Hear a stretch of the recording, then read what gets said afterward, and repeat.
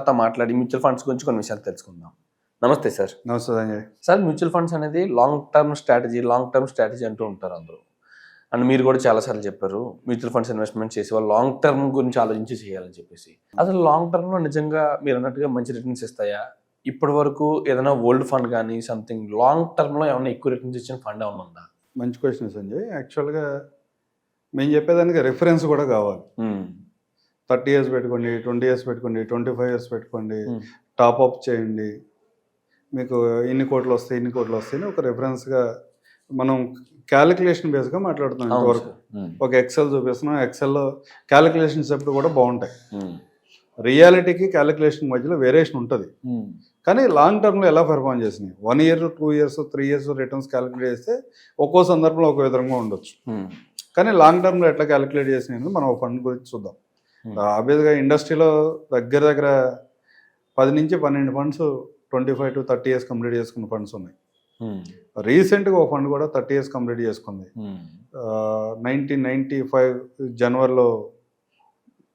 జనవరి 1st start అయిన fund ఈరోజు మొన్న జనవరి 1st ఈ జనవరి 1st 30 years కంప్లీట్ చేసుకుంది. ఓకే, అంటే 10 రూపాయలతో స్టార్ట్ అయిన ఫండ్ మొన్న జనవరి 1st రోజున దాని ఎన్ఏవి చూస్తే 1866 రూపీస్. ఓకే, అంటే 186% రిటర్న్ జనరేట్ చేసింది. 186% రిటర్న్ జనరేట్ చేసింది. జనరల్గా మ్యూచువల్ ఫండ్లో ఏం చెప్తారంటే మాలాంటి డిస్ట్రిబ్యూటర్స్ కానీ ఫైనాన్షియల్ ప్లానర్స్ కానీ ఆర్ఐఎస్ కానీ వీళ్ళందరూ ఏం చెప్తున్నామంటే రియల్ ఎస్టేట్ కన్నా మ్యూచువల్ ఫండ్లో మంచి రిటర్న్స్ ఉంటాయి. రియల్ ఎస్టేట్తో మ్యూచువల్ ఫండ్ కంపేర్ చేయొచ్చు. రియల్ ఎస్టేట్లోనే కాదు మ్యూచువల్ ఫండ్లో కూడా అంతకంటే ఎక్కువ రిటర్న్ జనరేట్ చేయగలమని చాలా సందర్భాల్లో చాలా ప్లాట్ఫామ్స్లో అందరూ మాట్లాడుతూ ఉంటారు. దానికి రియల్ ఉదాహరణ ఇది. ఒక 30 years బ్యాక్ కనుక ఎవరైనా ఒక 10 లక్ష రూపాయలు మ్యూచువల్ ఫండ్లో ఇన్వెస్ట్ చేసి ఉంటే లంసమ్గా ఇన్వెస్ట్ చేసి ఉంటే ఇవాళ వాళ్ళ వాల్యూ 1,86,00,000 రూపాయలు. లక్ష రూపాయల వాల్యూ 1,86,00,000 రూపాయలు. బేసిక్గా మేము ఎంత ప్రొజెక్షన్ ఇస్తాం? 15% రిటర్న్ జనరేట్ చేసే మ్యూచువల్ ఫండ్లో సహజంగా మొన్నటిదాకా మనం 15% ప్రొజెక్షన్ ఇచ్చేవాళ్ళం. ప్రొజెక్షన్ ఇచ్చేప్పుడు కూడా మనం కూడా దగ్గర 64 lakhs వరకు ప్రొజెక్షన్ ఇచ్చేవాళ్ళం. సో అంతకంటే ఎక్కువ ఇచ్చేవాళ్ళం కదా. యాక్చువల్ రిటర్న్స్ వచ్చేప్పటికి నీకు 1,86,00,000 ఉంది. ఓకే.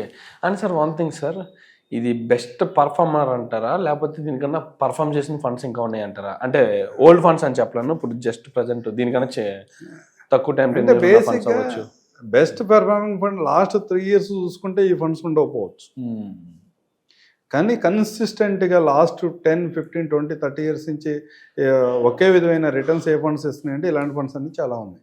ఓకే, బేసిక్గా మనం ఏమనుకుంటామంటే చిన్న ఎన్ఏవి ఉంటాయి, ఎన్ఏవి వాల్యూ 10 రూపీస్లో ఉంటాయి, 15 రూపీస్లో ఉంటాయి, అవి ఎక్కువ రిటర్న్స్ ఇస్తాయేమో. 1000 రూపీస్ ఉంటే 2000 రూపీస్ ఉన్న ఫండ్స్లో ఎక్కువ రిటర్న్స్ రావేమో అని క్యాలిక్యులేట్ చేసుకుంటారు చాలామంది. కానీ బేసిక్గా మనం అర్థం చేసుకోవాల్సింది ఏంటంటే ఎన్ఏవి కాదు ముఖ్యం. మీరు ఈ క్యాలెండర్ ఈ పర్టికులర్ డేట్లో మనం ఎంత ఇన్వెస్ట్ చేసామో ఒక పర్టికులర్ పీరియడ్ చూసుకున్నప్పుడు అప్పటికి ఎంత పెరిగింది, మన ఇన్వెస్ట్మెంట్ ఎంత గ్రో అయింది అనేది క్యాలిక్యులేట్ చేసుకోవాలి. అలా క్యాలిక్యులేట్ చేసుకున్నప్పుడు ఎన్ఏవి దీంట్లోకి రాదు. ప్లస్ దీంట్లో ఓన్లీ 30 yearsలో పెరిగింది. కానీ లాస్ట్ 5 yearsలో రిటర్న్స్ ఎంత ఉన్నాయంటే ఒక 1,02,76,000 అయింది. లాస్ట్ 5 years క్యాలిక్యులేట్ చేసుకుంటే లాస్ట్ 5 years నుంచి పెర్ఫామ్ చేయలేదు sir. Last 5 years back invest చేసాం. ఈ రోజు దాని వాల్యూ చూసుకుంటే 2.76 lakhs ఉంది, 1 lakh. అలాగే 10 years బ్యాక్ ఇన్వెస్ట్మెంట్ చూసుకున్నా కదా 1 lakh కన్వర్ట్ ఇంటూ 4 lakhs అయింది. అదే 15 years చేసుకుంటే కనుక 1,18 lakhs 8 lakhs అయింది. ఇవన్నీ కూడా 15% రిటర్న్ జనరేట్ చేసింది. అట్లా కాకుండా 20 yearsకి వచ్చేపాటికి 1 lakh కల్లా 28 lakhs అయింది. 15% క్యాలిక్యులేట్ చేసుకుంటే నీకు అక్కడ 16 lakhs అవ్వాలి. బేసిక్గా అక్కడ 28 lakhs జనరేట్ చేసింది ఫండ్. అదే 25 yearsలో 75 lakhs అయింది. 25 years బ్యాక్ ఎవరైతే 1 lakh ఇన్వెస్ట్ చేశారో ఈరోజు వాళ్ళ వాల్యూ 75 lakhs. మనం మ్యూచువల్ ఫండ్ ప్రొజెక్షన్స్ ఇచ్చేప్పుడు కూడా 64 lakhs ఇస్తాం. అలాగే 30 yearsకి వచ్చేపాటికి 1.8 crore అయింది, 1,85,00,000 అయింది 30 years స్పాన్. ఇదే స్పాన్లో ఒక 10,000 రూపాయలు కనుక ఎస్ఐపిగా స్టార్ట్ చేసి ఉంటే ఎవరైనా వాళ్ళ వాల్యూ 22 కోట్లు ఈరోజు. అట్లా మ్యూచువల్ ఫండ్ యొక్క రిటర్న్స్ ఉన్నాయి. ఈ ఫండ్ ఎప్పుడు పాజిటివ్ రిటర్న్ ఇచ్చిందా? 30 years కదా, అవును. 30 yearsలో ప్రతి సంవత్సరం పాజిటివ్ రిటర్న్ ఇచ్చిందంటే రిటర్న్స్ ఇవ్వలేదు, పాజిటివ్ రిటర్న్స్ ఇవ్వలేదు. ఓకే. దగ్గర 5 సంవత్సరాలు అంటే జనవరి టు డిసెంబర్ 31 చూసుకుంటే 5 సంవత్సరాలు 20% కంటే ఎక్కువ నెగిటివ్లో ఉంది. హైయెస్ట్ నెగిటివ్ ఇచ్చిన ఫండ్ ఎన్ని సందర్భాలు ఇచ్చిందంటే 49% ఒక సందర్భంలో ఇచ్చింది. అంటే మీ ఇన్వెస్ట్మెంట్ ₹1,00,000 ఆ సంవత్సరం మొదటి రోజు మీరు ఇన్వెస్ట్ చేసి ఉంటే చివరి రోజుకి వచ్చేవాడికి మీ వాల్యూ 51,000 అయింది. ఇలాంటి సందర్భాలు మ్యూచువల్ ఫండ్లో కనబడుతూనే ఉంటాయి. కానీ పాజిటివ్ రిటర్న్స్ ఎన్నిసార్లు ఇచ్చింది అంటే దగ్గర ఈ 30 yearsలో 17 times పాజిటివ్ రిటర్న్ ఇచ్చింది. ఓకే.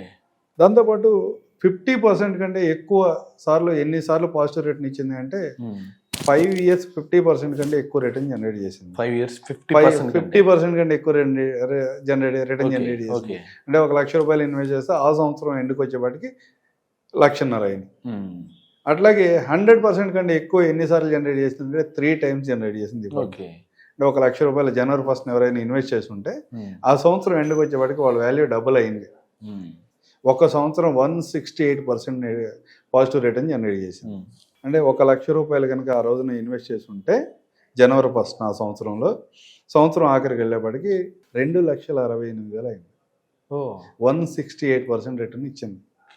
ఇట్లా రకరకాల సైకిల్స్లో రకరకాల సందర్భాల్లో ఆ రోజున పొలిటికల్ ఎన్విరాన్మెంట్ కానీ ఎకనామికల్ ఎన్విరాన్మెంట్ కానీ మార్కెట్లో ఇంటర్నేషనల్ మార్కెట్లో జరుగుతున్న మూమెంట్స్ కానీ చేంజెస్ని బట్టి ఫండ్స్ కానీ మన మార్కెట్స్ కానీ రెస్పాండ్ అవుతూ ఉంటాయి.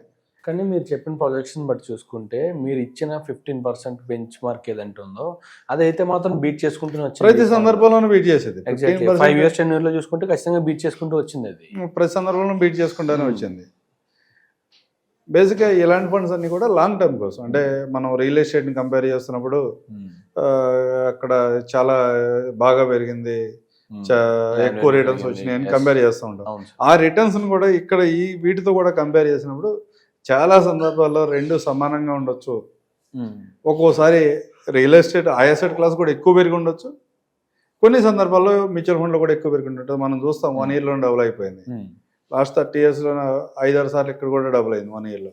3 yearsలో 4 yearsలో డబుల్ అయింది అని చెప్పుకుంటూ ఉంటారు. ఈ ఫండ్ కనుక పర్టికులర్గా చూస్తే ప్రతి 4.5 సంవత్సరాలకు ఒకసారి నీ ఇన్వెస్ట్మెంట్ డబుల్ అయింది. ప్రతి 4.5 సంవత్సరాలకు ఒకసారి మన ఇన్వెస్ట్మెంట్ డబుల్ అవ్వకుంటూ వెళ్ళింది. ఆబ్వియస్గా చూస్తే రియల్ ఎస్టేట్తో పాటు సేమ్ అదే రేషియోలో పెరిగింది కదా. కానీ లాంగ్ టర్మ్లో మ్యూచువల్ ఫండ్లో ఎలాంటి ఇబ్బంది లేదు. 100% ఈ ప్రోడక్ట్ నమ్మొచ్చు.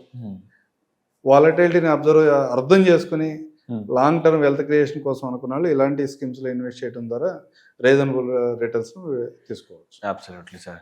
అండ్ ప్రతి ఒక్కరు కూడా ఒక అనుమానం ఉంటుంది, నిజంగా ప్రతి ఫండ్ పర్ఫామ్ చేస్తుందా అని. ఎగ్జాక్ట్లీ.